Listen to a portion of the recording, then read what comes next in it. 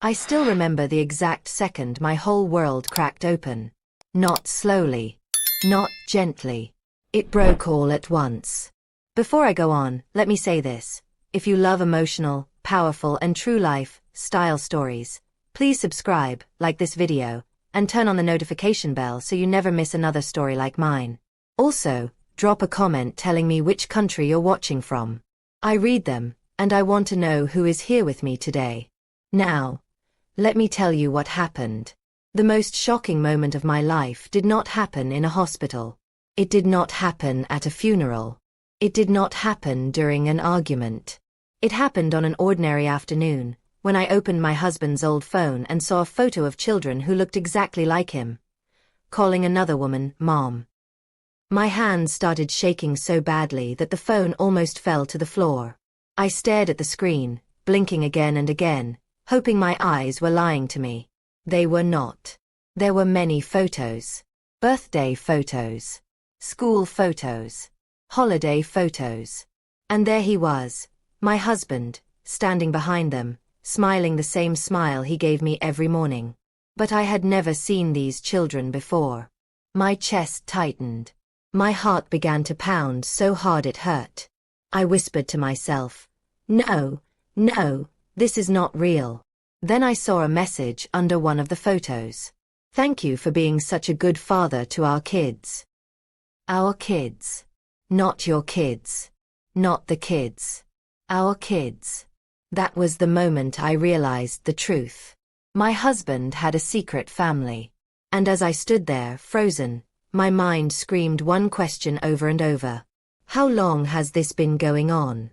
But let me slow down. Because this did not start with a phone. It started many years earlier. With love. I met my husband when I was young and full of hope. He was calm, soft-spoken, and kind. The type of man who listened when you talked and remembered small details about you. When he asked me to marry him, I believed I was the luckiest woman alive. Our marriage was not perfect, but it was peaceful. Or so I thought. We built a life together. We shared meals, bills, laughter, and silence. He worked hard. I worked hard too. We planned, we struggled, we survived. There were things I noticed over the years that did not feel right, but I ignored them. Sometimes, he traveled for work, more than other men. Sometimes, his phone was always on silent. Sometimes, he stepped outside to take calls late at night. When I asked questions, he always had answers. "I don't want to disturb you. It's just work stress. You worry too much." And because I loved him, I believed him. Love makes you blind. Trust makes you quiet. Years passed. One day, his behavior changed again. He became distant. Not cruel. Not angry. Just far away. He forgot small things. He missed important days. He looked tired even after sleeping. Still, I told myself, marriage has seasons. I never imagined he was living another life. Then came the afternoon that changed everything. He had left early that morning, saying he needed to fix something at work. He forgot his old phone at home, the one he said no longer worked. I did not plan to snoop. I was cleaning the house when I saw it on the table. The screen lit up with a notification. Something inside me said, "Look." I told myself I was wrong to touch it. But my hand reached out anyway. The phone opened easily. No password. That alone scared me. I opened the gallery. And then, I saw them. The children. The woman. The life I knew nothing about. Each photo felt like a slap to my face. My knees gave way, and I sat on the floor, my back against the wall, gasping for air. "How?" I whispered. "When? Why?" My heart felt like it was being squeezed by invisible hands. I scrolled deeper. Messages. Voice notes. Plans. He talked to her with warmth. With care. With love. The same love I thought was only mine. I learned something even worse. This was not recent. This had been happening for many years. Years. while I cooked for him, while I waited for him, while I defended him to others. He was building another family. I covered my mouth to stop myself from screaming. Then I heard the front door open. My heart nearly stopped. He was home. I jumped up, panic rushing through my body. I locked the phone screen and placed it back exactly where it was. My mind raced. Should I confront him? Should I pretend I knew nothing? Should I run? He walked into the living room, smiling. "Hey," he said calmly, like nothing in the world was wrong. I looked at his face, the same face I had trusted for years, and suddenly, I felt like I was staring at a stranger. I forced a smile. "How was work?" I asked. "Fine," he replied. "Long day. Long day." I wondered which family he was talking about. That night, I could not sleep. He lay beside me, breathing softly, while my eyes stayed open in the dark. I replayed every memory, every excuse, every late night. Everything made sense now. The next morning, I made a decision. I would not confront him yet. No. I needed the truth. All of it. Over the next few days, I watched him carefully. I listened more. I spoke less. I noticed how he smiled at messages he thought I could not see. How he rushed to leave the house. How he avoided my eyes when I mentioned the future. And every time he kissed my forehead, my heart broke a little more. Because I now knew that love was a lie. One afternoon, while he was in the shower, his phone buzzed again. I did not hesitate this time. I opened the message. And what I read made my blood run cold. It was not just about love. It was about money. About plans. About what to do next. There was a sentence that changed everything. "Once things are settled, we won't have to worry about her anymore." Huh. That was me. My legs felt weak. Suddenly, this was no longer just betrayal. It was danger. And that was when I knew I had to act. But what I did next was something no one expected. Not him. Not his other family. Not even me. And that decision would change everything. I did not cry that night. That surprised me. I lay awake until morning, staring at the ceiling, listening to the slow sound of his breathing beside me. Every breath felt like a lie floating in the dark. My heart was heavy, but my eyes stayed dry. Instead of tears, something else grew inside me. Clarity. By sunrise, I understood one thing very clearly. If I acted too fast, I would lose everything. If I acted too slow, I might lose my life. So I chose patience. The next morning, I woke up before him and went to the kitchen. I made breakfast the same way I always did. Eggs. Toast. Tea. My hands did not shake. My face did not show fear. When he walked in, rubbing his eyes, he smiled. "You're up early," he said. "So are you," I replied calmly. He kissed my cheek. I felt sick. But I smiled back. That was the moment I realized something terrifying about myself. I could pretend. After he left for work, I locked the door and leaned against it. My legs felt weak again, but this time I did not fall. I whispered to myself, "You need facts. Not anger. Not fear. Facts." I sat down with a notebook and wrote one sentence at the top of the page. What is he hiding? Under it, I listed everything I already knew. A second woman. Children. A secret phone. A money discussions. Or a message that sounded like a plan. Looking at the list made my chest tighten. I needed proof. Real proof. Not just for myself. For what was coming next. I started with something simple. Bank statements. 4 years, he handled most of the finances. I trusted him. I never asked too many questions. Now, I opened every file. And what I saw made my stomach turn. There were regular transfers, small enough not to look suspicious, but steady. Month after month. Year after year. Money going somewhere I had never heard of. Rent payments. School fees. Medical bills. He was not just helping them. He was providing a full life. While I reused old clothes and delayed my own needs, he was funding birthdays and holidays for another family. My hands tightened into fists. But I did not scream. I kept reading. Over the next few days, I became a different woman. Quiet. Observant. Careful. I watched his routines. He left every Tuesday and Thursday earlier than usual. He stayed out late on the first weekend of every month.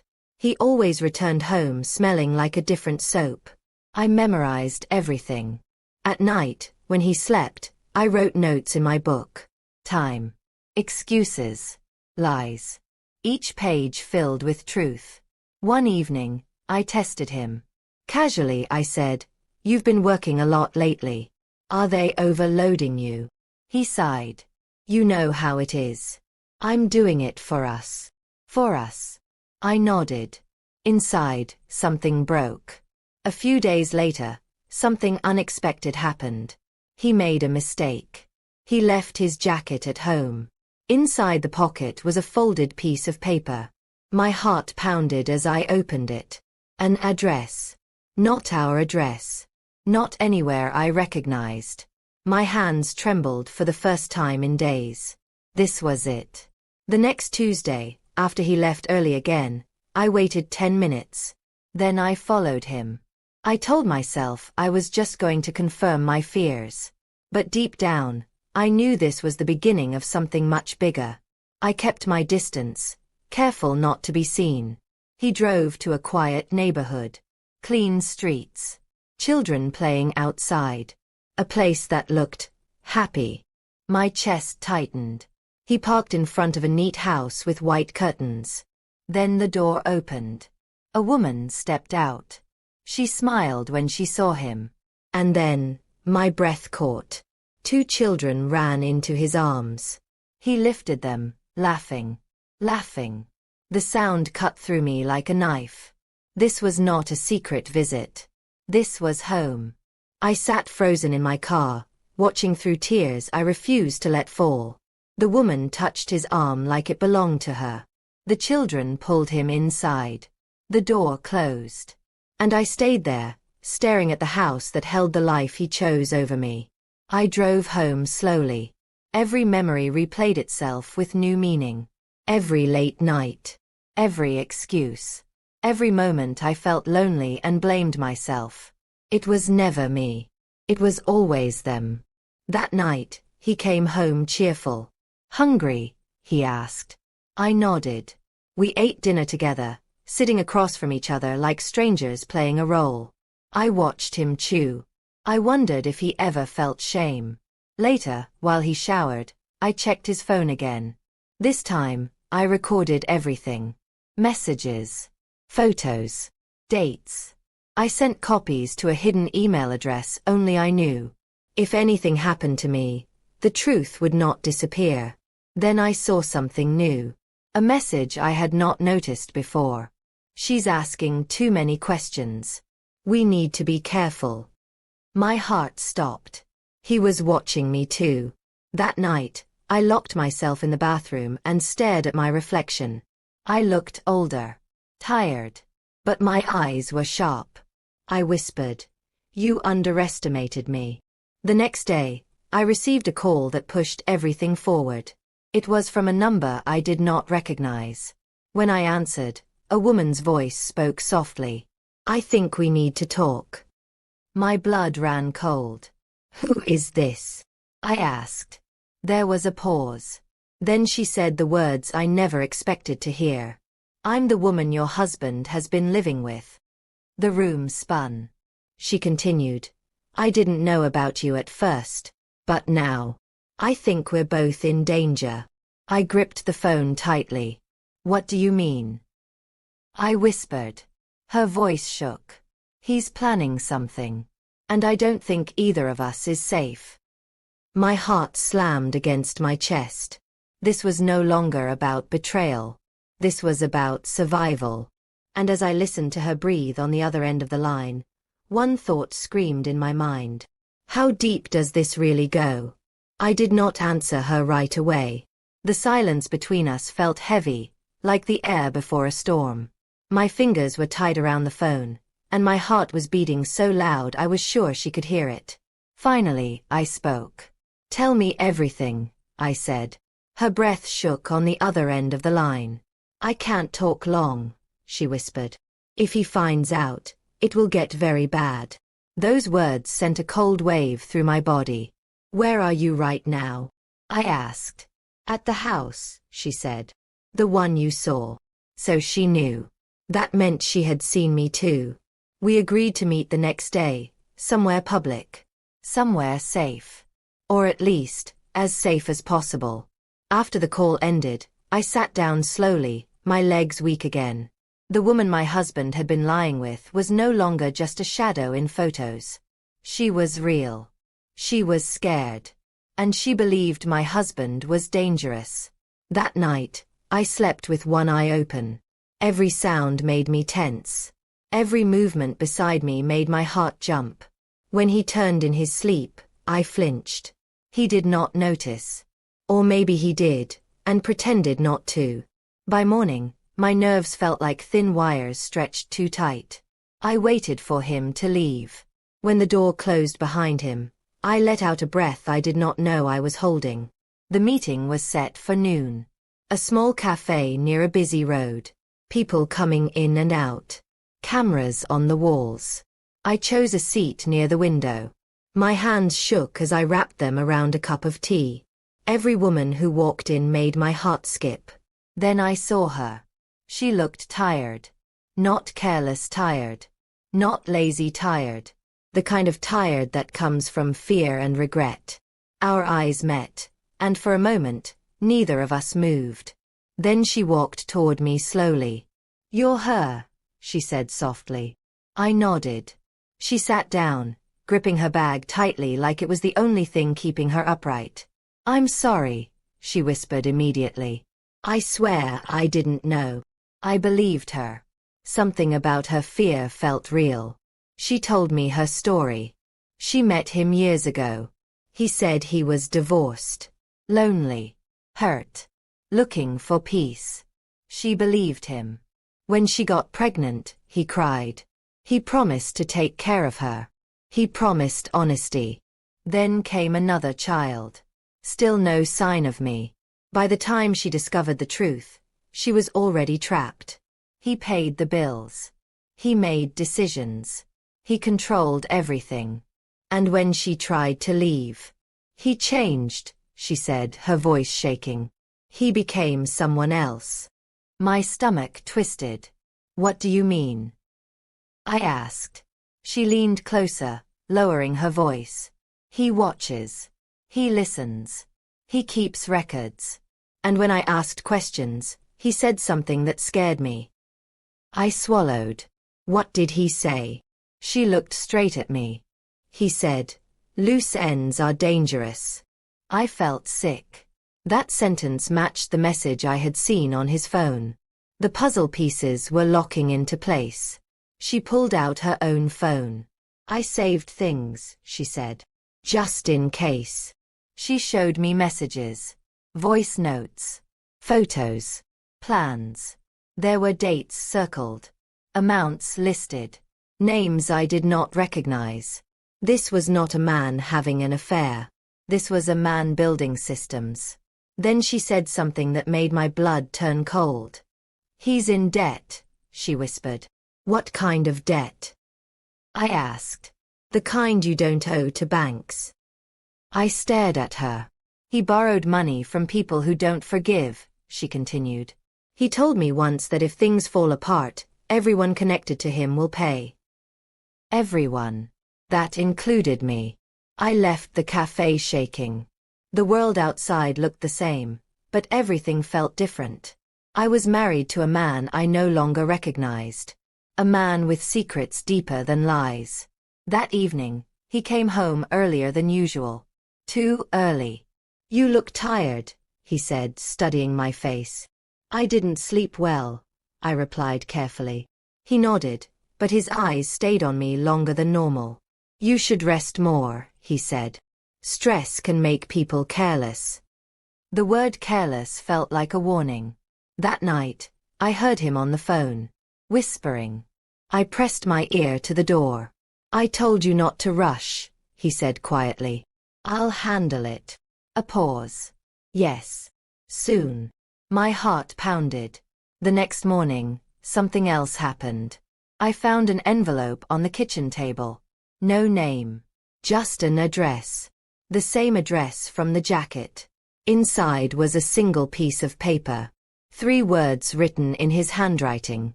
"Trust me. Wait." I stared at it for a long time. Wait for what? Later that day, I checked the hidden email where I had sent the evidence. There was a reply. From an unknown address. 1 sentence. "We know what he's planning. Do you want protection?" My hands went numb. Who was we? How much did they know? And how long had I been watched? That night, as I lay beside him, pretending to sleep, one terrifying truth became clear. I was no longer just uncovering a secret. I was standing in the middle of something far more dangerous. And the next move, mine or his, would decide who survived. I did not reply to the message right away. I stared at the screen, reading the words again and again. "We know what he's planning. Do you want protection?" My first thought was fear. My second thought was anger. Who were these people? How did they know about me? And why did it feel like everyone knew my life except me? I locked the phone and placed it face down on the bed. My hands were cold. My mouth was dry. That night, I barely slept. Every time he moved beside me, I imagined his eyes opening suddenly, watching me in the dark. I kept my breathing slow and even, pretending to be deep asleep. Inside, my mind was screaming. By morning, I made a decision. If someone already knew what was happening, then staying silent would not protect me. Silence had already cost me too much. After he left for work, I sat at the kitchen table and opened my phone again. I typed slowly. "Who are you?" The reply came faster than I expected. People he owes. People he lied to. And people who don't want blood on their hands. My chest tightened. This was real. Very real. We agreed to meet that same evening. They chose the place. A quiet parking lot near an old shopping center. Cameras everywhere. Open space. No corners to hide in. I arrived early. The sky was turning orange as the sun went down, and the air felt heavy, like something was about to happen. A black car pulled up and stopped a few feet away from me. 2 people stepped out. A man and a woman. Both looked calm. Too calm. "We won't hurt you," the woman said gently, as if she could see the fear on my face. "If we wanted to, you wouldn't be here right now." That did not make me feel better. They explained everything. My husband had borrowed money years ago. Large amounts. He used lies, promises, and fake documents. When his plan started to fall apart, he began moving money between families, accounts, and names. "He's desperate," the man said. "And desperate people make dangerous choices." "What kind of choices?" I asked quietly. The woman looked at me with something close to pity. "He's planning to disappear," she said. "And when he does, he wants no one chasing him." I swallowed hard. What does that mean for me? They exchanged a look. "He believes you're a loose end," the man said. The words hit me like a punch. Loose end. The same phrase. Again and again. I drove home in silence. My hands were steady on the wheel, but inside I was shaking. When I walked into the house, it felt different. Smaller. Like the walls were closing in. This place I once called home now felt like a trap. That night, he cooked dinner. He never cooked. "Thought I'd surprise you," he said with a smile. I watched his hands move. Calm. Confident. The hands of a man who believed he was in control. We ate quietly. Then he spoke. "I've been thinking," he said casually. "Maybe we should take a trip. Just us." My heart skipped. "A trip?" I asked. "Yes. Somewhere quiet. Far away. Far away. Alone." My stomach twisted. "That sounds sudden," I said carefully.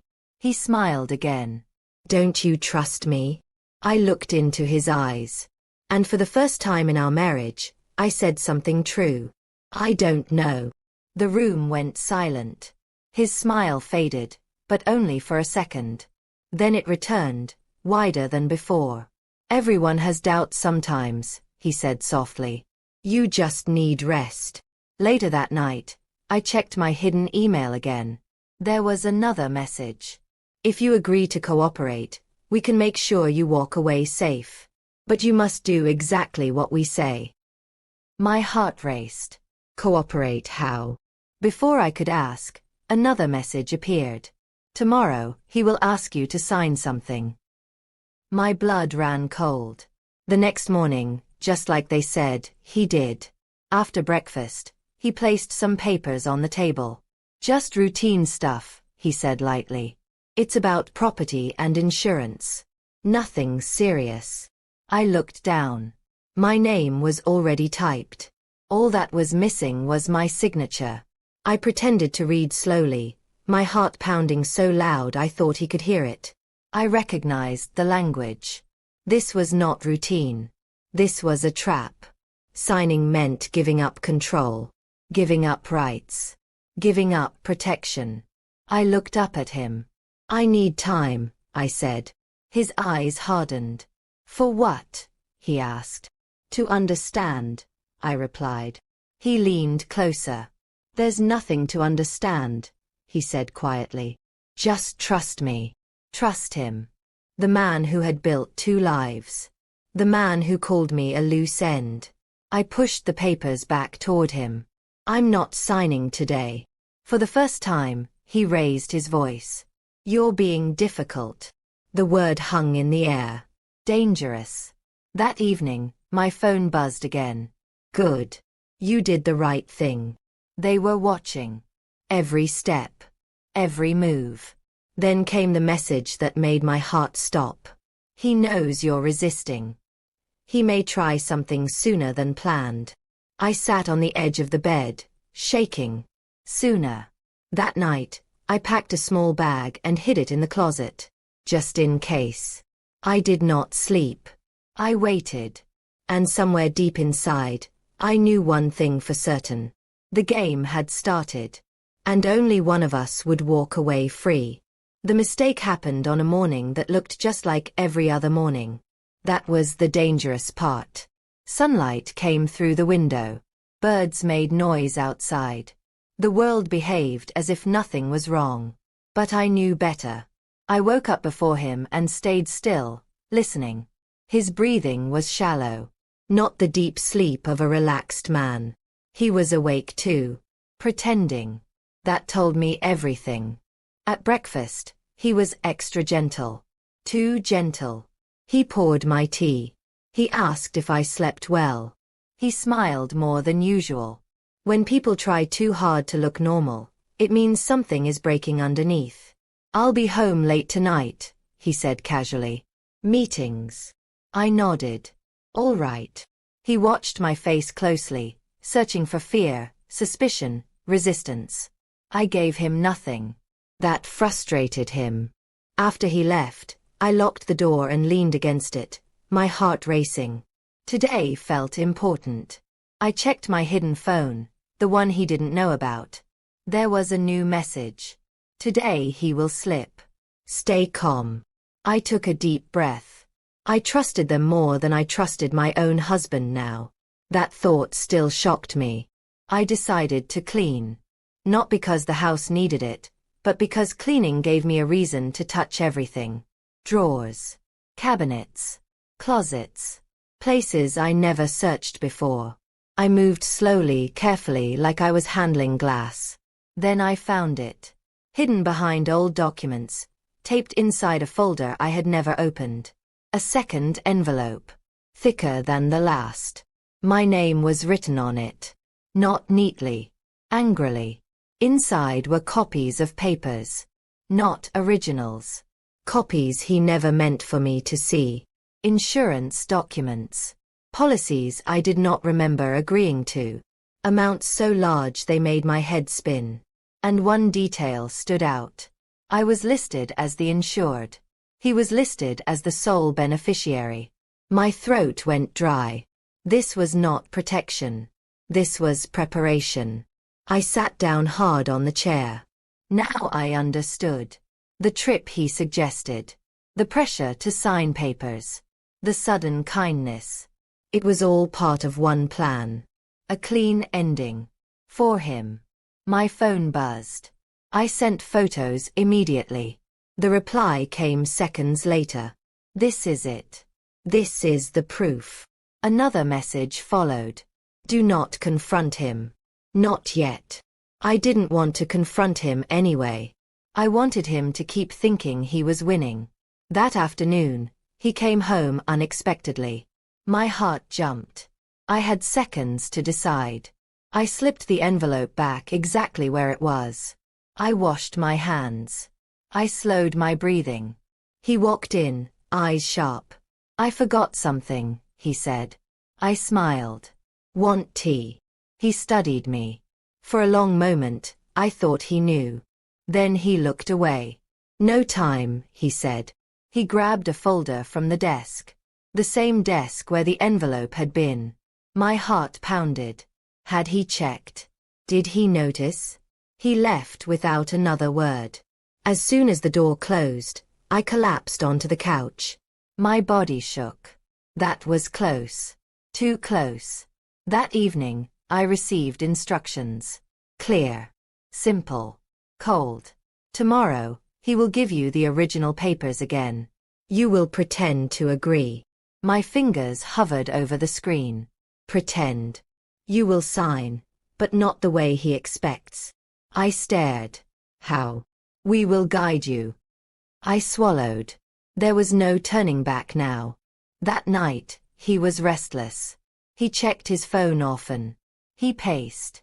He avoided my eyes. At one point he said, "You've been quiet lately."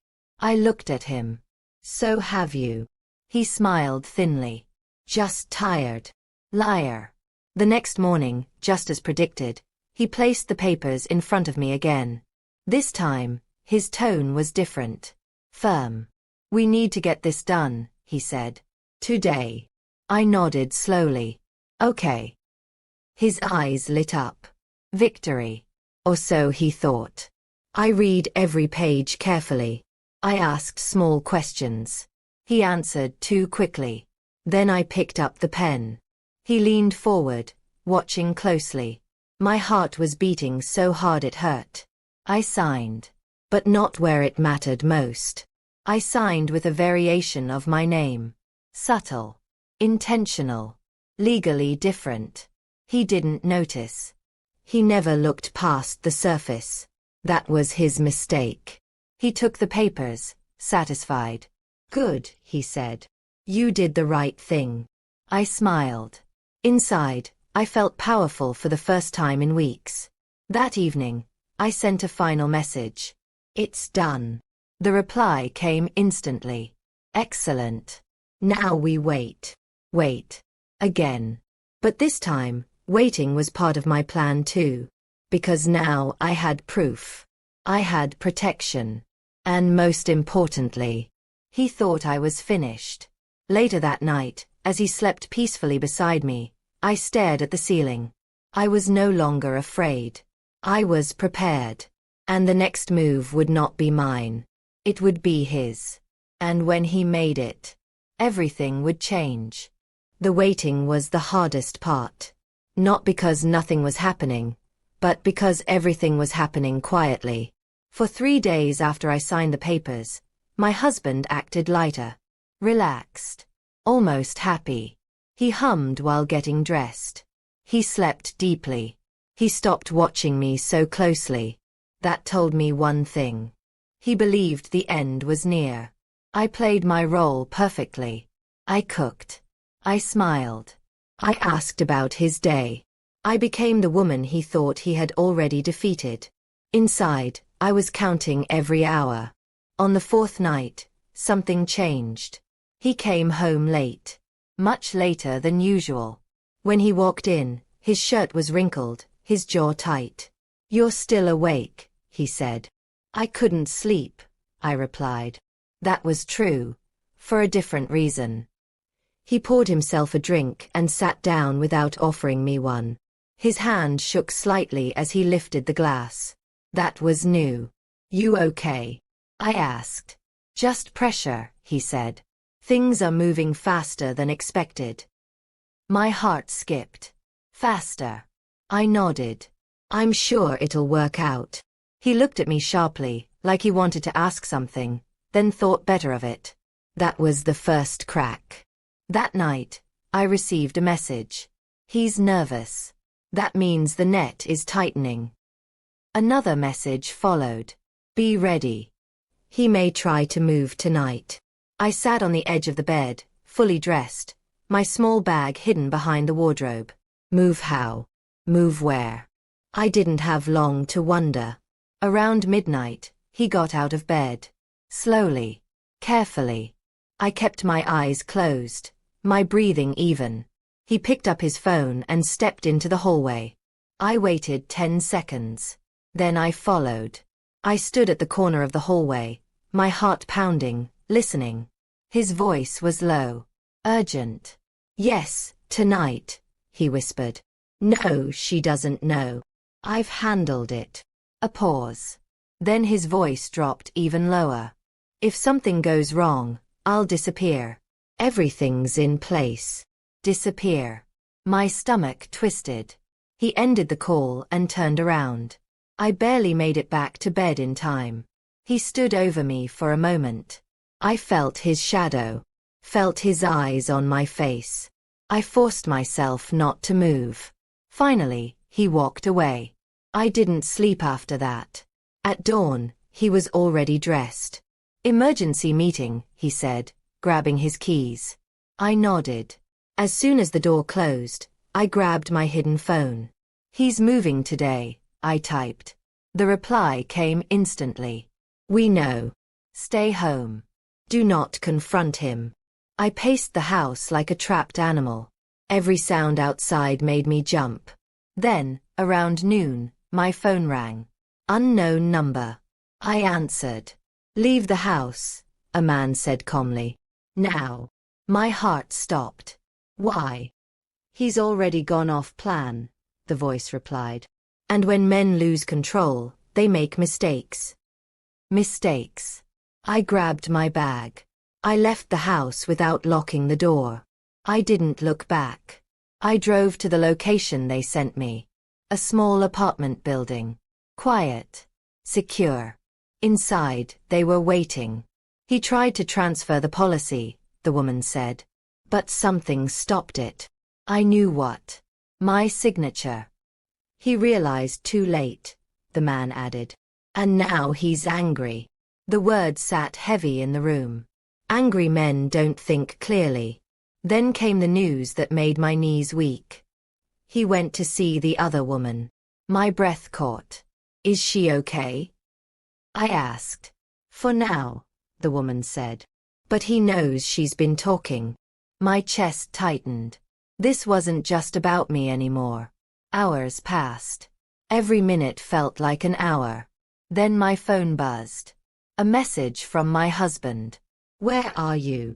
I stared at it. My fingers hovered over the screen. Then another message. "You shouldn't have left." Fear shot through me like ice. I didn't reply. A third message came seconds later. "Come home. We need to talk." Talk. That word used to mean everything. Now it meant danger. The man beside me took my phone. "He's spiraling," he said. "Good. That's when truth comes out." Suddenly, another phone rang. The woman answered. Her face changed. She looked at me. "He's been detained," she said slowly. "Detained," I repeated. "For questioning," she clarified. About money. Fraud. Threats. My body sagged with relief and fear. Detained was not the same as finished. That evening, I sat alone in the safe apartment. My phone buzzed again. One final message from him. You think you've won. You have no idea what you've started.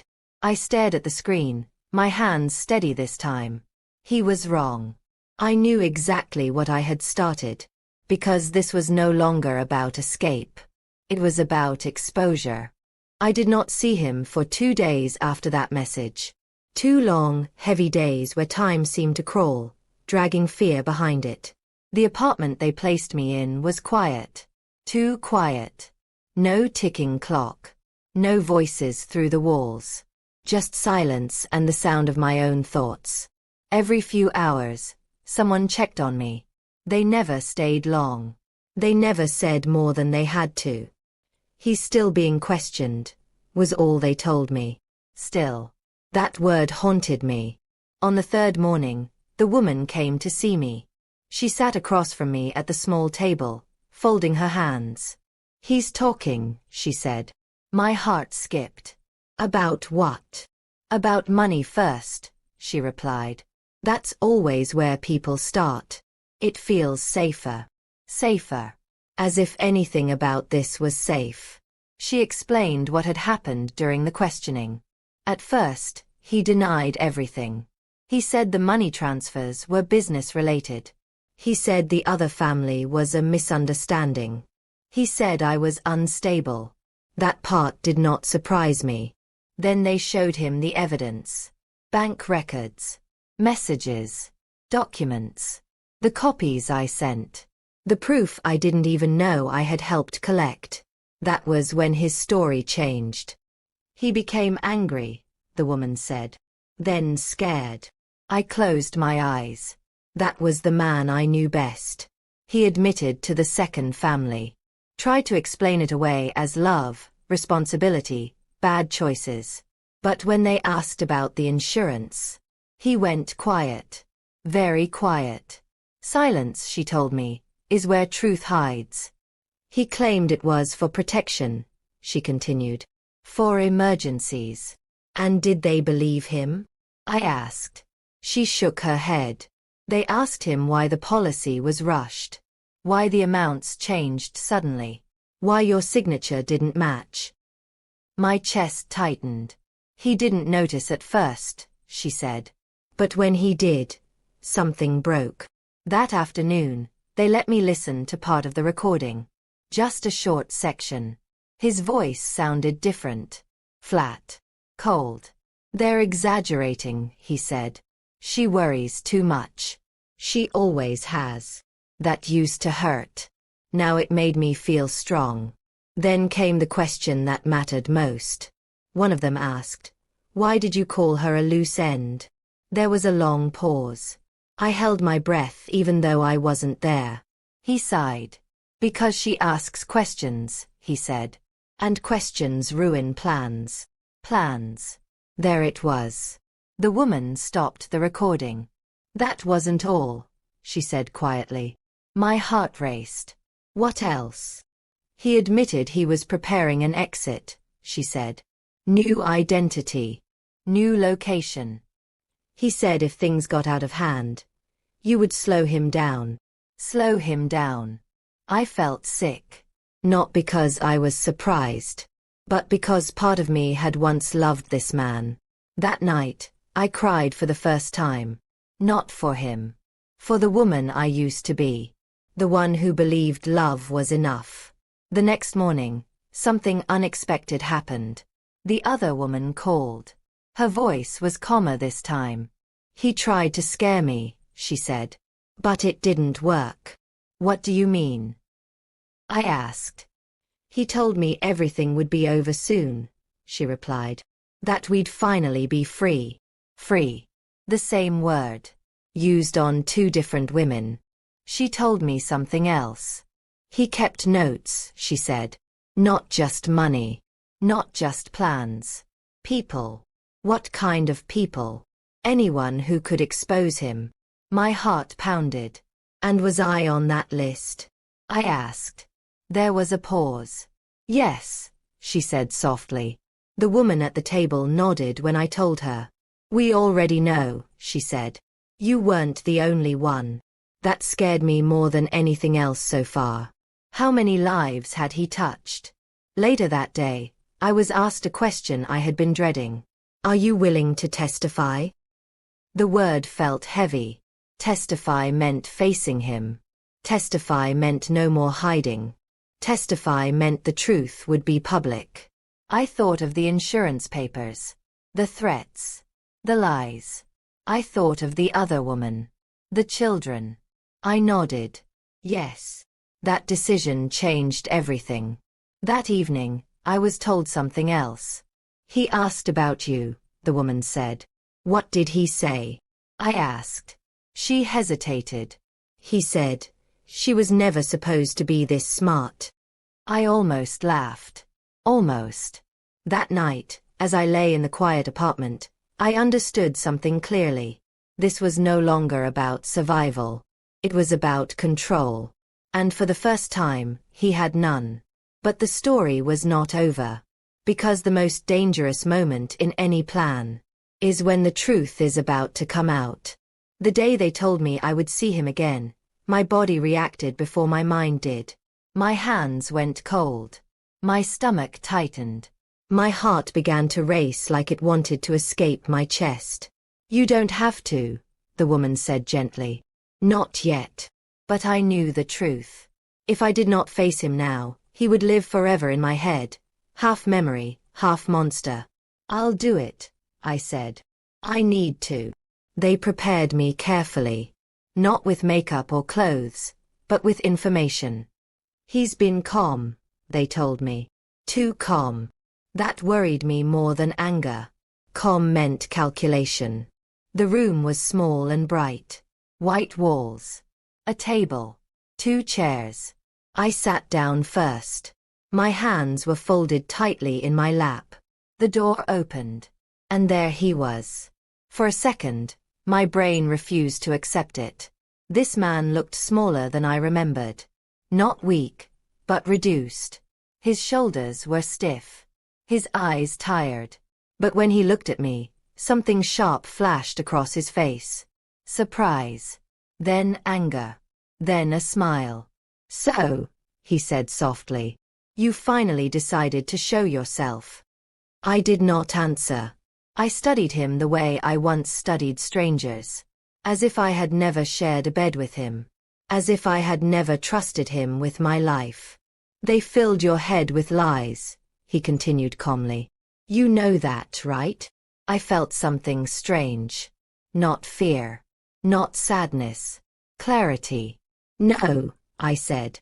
You did. His smile faltered. Just a little. He leaned back in his chair.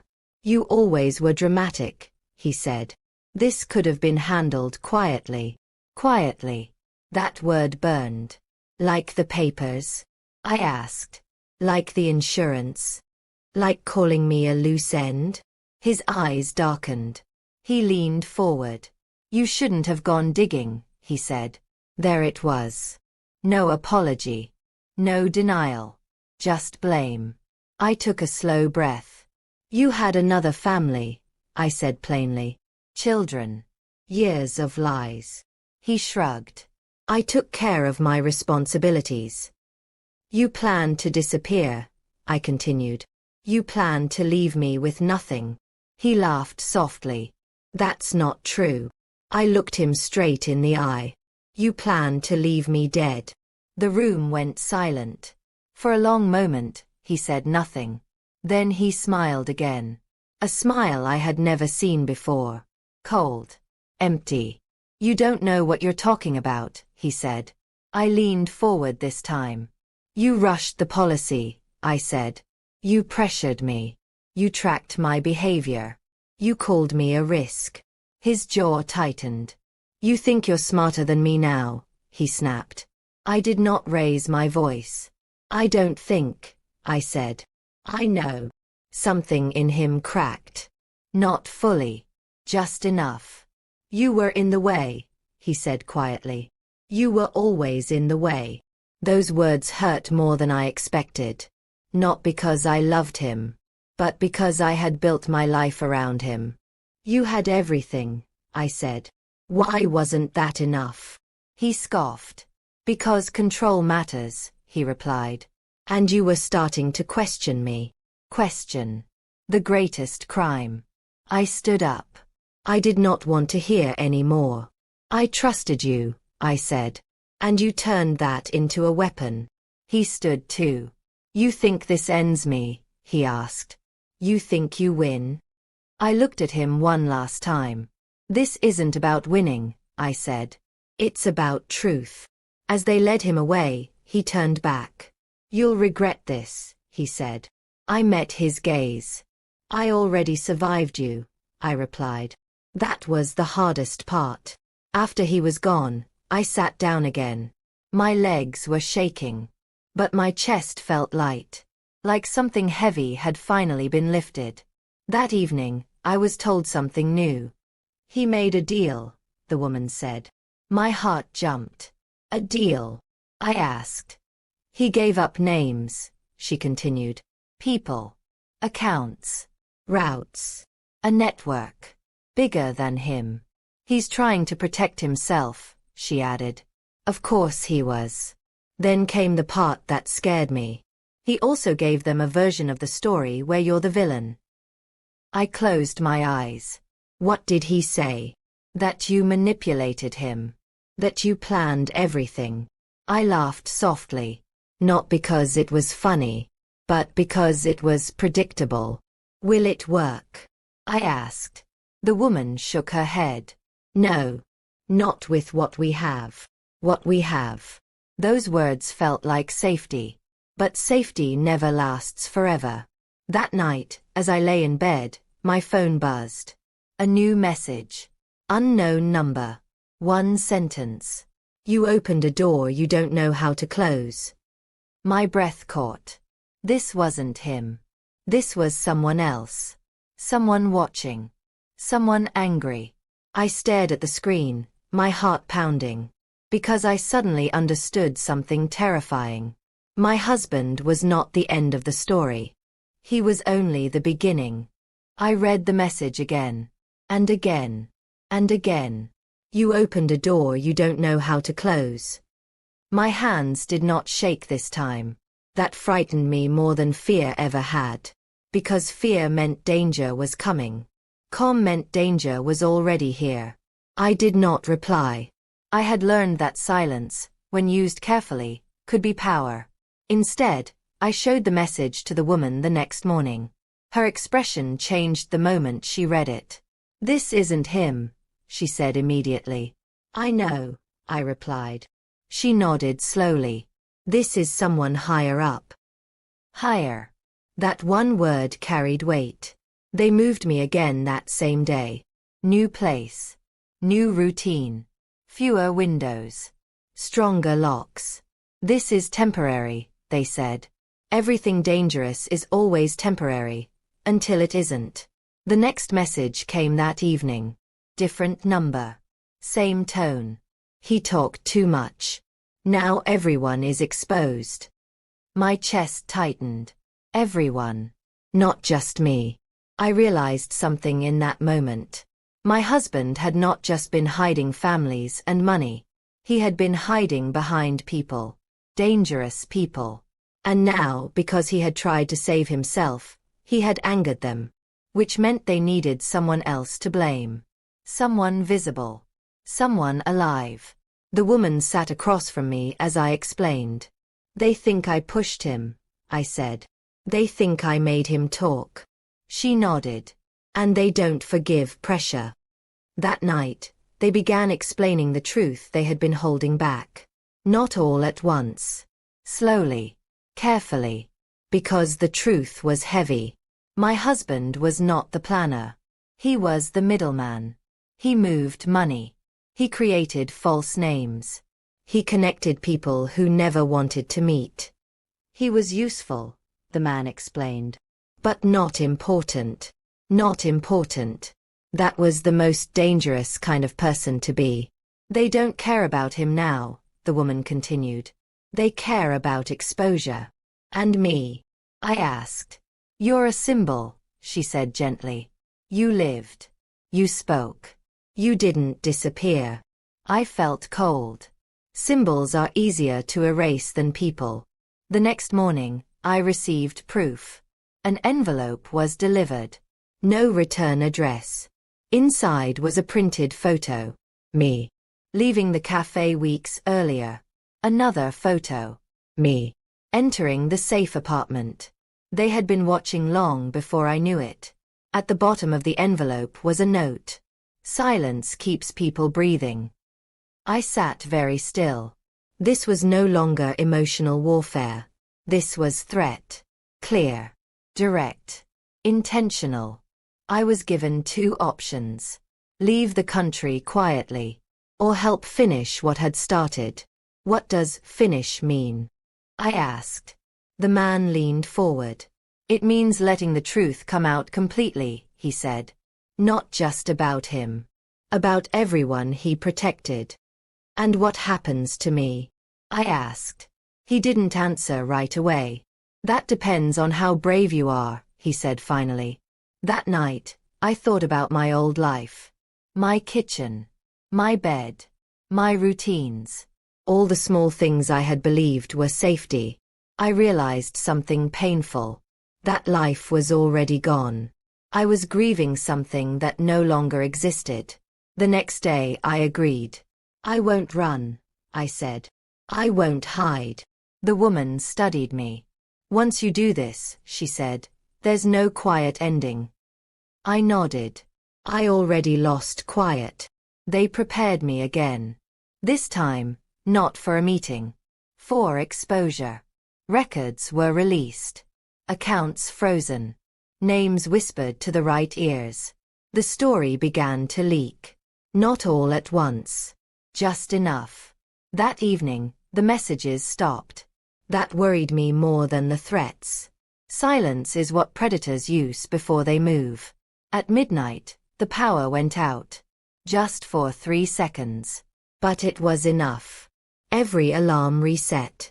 Every screen went black. I stood perfectly still. Waiting. Then the lights came back. My phone buzzed. One final message. Last chance. Walk away. I typed one sentence. No. I pressed send. And in that moment, I knew something important. Whatever happened next, there was no going back. Because the truth was no longer just a story. It was a weapon. And it was already in motion. The explosion did not come with fire. It came with noise. Phones ringing. Doors opening. Voices raised in rooms I could not see. The kind of explosion that tears through lives quietly, leaving nothing standing where certainty once lived. It started just after sunrise. I was sitting at the small table, staring at a cup of coffee I hadn't touched, when the woman rushed in. It's happening, she said. My heart jumped. What's happening? Everything, she replied. By mid-morning, the story was everywhere. Not the whole truth, but enough. Accounts frozen. Properties flagged. Names linked to names that should never have been connected. My husband was no longer just a man who betrayed his wife. He was a liability. And liabilities don't last long. They moved quickly after that. Too quickly. That was the sign. Someone is trying to clean this up, the man said. When things move this fast, it means panic. Panic is dangerous. Panic makes people careless. Then came the call. The one I never expected. It was from my husband. I stared at the screen for a long time before answering. Hello, I said. His voice was different. Not calm. Not confident. Thin. You did this, he said. I did not respond. They're turning on me, he continued. People I protected. People I trusted. I almost laughed. You never trusted anyone, I said. You used them. There was silence. Then his voice dropped. You don't understand what you've started, he whispered. They don't lose. I felt something settle inside me. Peace. Neither do I replied. And that scares you. He hung up. That was the last time I ever heard his voice. By evening, the first arrest was made. Not him. Someone else. Then another. And another. Each one sent ripples through the network he thought he controlled. People began talking. Not out of loyalty. Out of fear. The other woman called me late that night. They took the kids somewhere safe, she said. They told me to stay quiet. Are you okay? I asked. She paused. I don't know, she said honestly. But we're alive. Alive. That word mattered more than anything else now. Then came the moment everything shifted. The woman sat across from me, her face serious. They found the originals, she said. My heart pounded. The documents. The real ones. The ones he thought were destroyed. I closed my eyes. This was it. Without those, he could still twist the story. With them, there was no escape. They want a final statement from you, she added. On record. I nodded slowly. Tell me when. The room was bright. Cameras silent but watching. I spoke clearly. Slowly. Truthfully. I talked about love. About trust. About the moment the lie cracked open. I talked about the insurance. The pressure. The threats hidden in soft words. I did not cry. I did not raise my voice. I just told the truth. When it was over, the man nodded once. That's enough, he said. Enough. For the first time in months, that word felt real. That night, something happened that none of us expected. My husband tried to run. Not quietly. Not carefully. Desperately. They caught him before he made it past the city. I was told the next morning. He panicked, the woman said. He thought he still had leverage. I nodded. That was his last mistake. By the end of the day, his name was no longer whispered. It was written. Filed. Permanent. The world he built collapsed under the weight of its own lies. I stood by the window that night, watching cars pass, people living ordinary lives. For the first time, I felt something close to hope. But I also knew better. Endings are never clean. And mine was not over yet. Because while the storm had broken, the aftermath was still coming. The quiet came slowly. Not all at once. At first, it arrived in small pieces. An hour without bad news, a night without messages, a morning where I woke up and my chest did not feel tight. 4 months. Fear had been my alarm clock. Now, silence took its place. They told me the final outcome on a grey afternoon. Not in a dramatic room. Not with shouting or celebration. Just facts. My husband had been formally charged. The network he helped protect had fractured. Some people ran. Some talked. Some vanished from power forever. And him. He was finished. Not as a husband. Not as a man I once loved. But as a threat. I felt no joy when I heard it. Only relief. The kind of relief that feels like sitting down after standing too long. The other woman and I spoke one last time. We did not become friends. But we became something else. 2 people who survived the same storm from different sides. They told me we can start over, she said quietly. I nodded. So did they. We both knew starting over did not mean forgetting. It meant choosing life anyway. The children were placed far away from everything that touched their past. That mattered to me more than revenge ever could. Some stories do not need more damage to end. A week later, I stood in the empty house that once trapped me. Most of my things were gone. The walls felt bare. Honest. I walked from room to room, touching nothing. I was not saying goodbye to him. I was saying goodbye to the woman I used to be. The one who ignored her instincts. The one who believed love should never ask questions. I thanked her quietly. She had gotten me this far. I left the keys on the table. I did not look back. Today, my life is smaller, quieter, safer. I sleep without listening for footsteps. I answer my phone without fear. I trust my own voice again. And that has changed everything. If you're listening to this story and something inside you feels familiar, if you've been told you worry too much, if you've been asked to trust without truth, if your questions are treated like problems, please hear this. Your instincts are not your enemy. Silence protects liars. Truth protects lives. Mine included. Before you go, let me ask you something. Have you ever trusted someone who turned out to be someone else entirely? If this story moved you, please like this video, subscribe to the channel, and turn on the notification bell so you never miss another powerful real-life story like this one. Also, comment below and tell me which country you're watching from. I read every comment, and I want to know you're here with me. Thank you for listening to my story. I survived.